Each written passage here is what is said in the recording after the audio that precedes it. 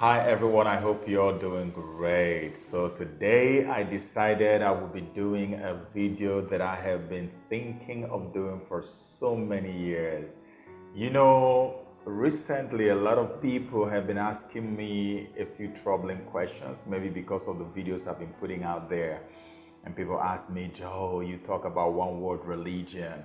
When they set up the one world religion, who are they going to be worshiping? Is it the same God that we know in the Bible they're going to be worshiping? What will be the nature of the Antichrist? When is he going to come? Is he already here? And stuff like that. But the Bible tells us that the spirit of the Antichrist is already in our world. And as Christians, we all know him as the Antichrist, okay? The Bible calls him the Antichrist. But the point is, what name is he going to choose to come into our world? Okay, so the Antichrist has a name that he's going to have. He's not going to come into the world and bear the name or the expression Antichrist. No, that's not going to be his name, because he doesn't even want you to see him as the Antichrist. The meaning of Antichrist isn't that he's going to come to openly oppose everything about Christ that we know of in the Bible. No, he's going to come and present himself as the Christ that we know in the Bible. So it's a system that they use in the occult, which is called duality. So he's going to just come and make you believe that he is the one that you have been expecting. And there is this guy called Benjamin Creme.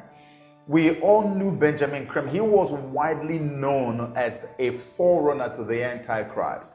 So Benjamin Creme, as an Antichrist forerunner, had already given us clues as to the name that the Antichrist is coming into the world with. But he doesn't call him the Antichrist. He says the Christ. When Benjamin Creme is describing this Antichrist that we know of in the scriptures, he always says something like he is the Christ that the Christians are expecting. He is the Buddha that the Buddhists are expecting. He's the Imam Mahdi that the Muslims are expecting. He's the same Krishna that the Hare Krishna followers are expecting. So he tells you that this is the Christ or the expected Messiah for all the religions in the world. But that's not the Christ of the Bible.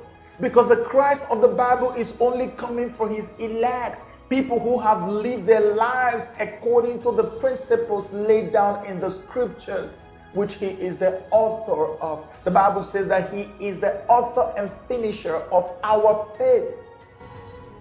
That's why I say keep looking unto Jesus, Yeshua, for he is the author and finisher of our faith. So if he is the author and finisher of our faith as Christians, which is where we derived our name from, Christ, Christians, he cannot be the author and finisher of the faith of the Buddhist, of the faith of the Muslim, of the faith of the Hindu. They have to have their own Christ or their own whatever that they're worshiping. It's like when people ask me, Joe, are you saying that all these good people who belong to other religions are not going to go to heaven? I say, no, I'm not saying that. They're going to go to heaven, but it has to be a different heaven where their own God is. They cannot come to the heaven where my own Christ is. They have to go to the heaven where their own Christ is, not this one, except if the Bible is lying. But the Bible does not lie. So if you want to go to the heaven where the Christ of the Bible is, you have to follow the principles laid down in the Bible.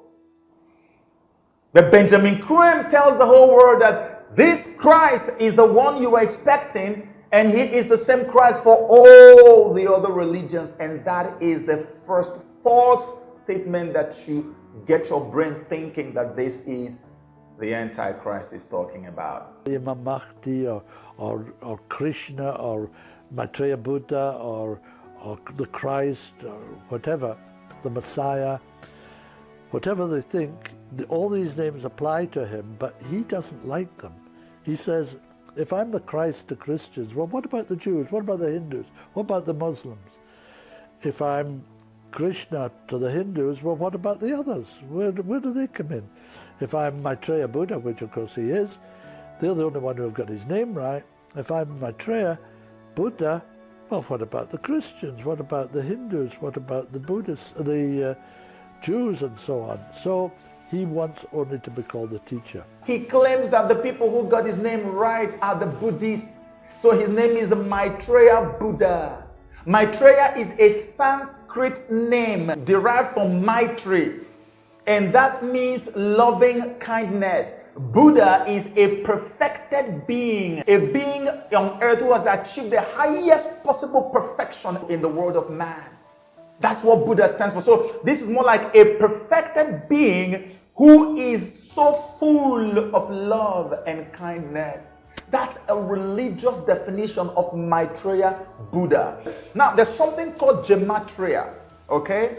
Gematria is a process of determining the numerical values of names. And I'm going to show you right now what is the numerical value of the name Maitreya. Maybe that can help you get an idea into why the Antichrist chose this name Maitreya.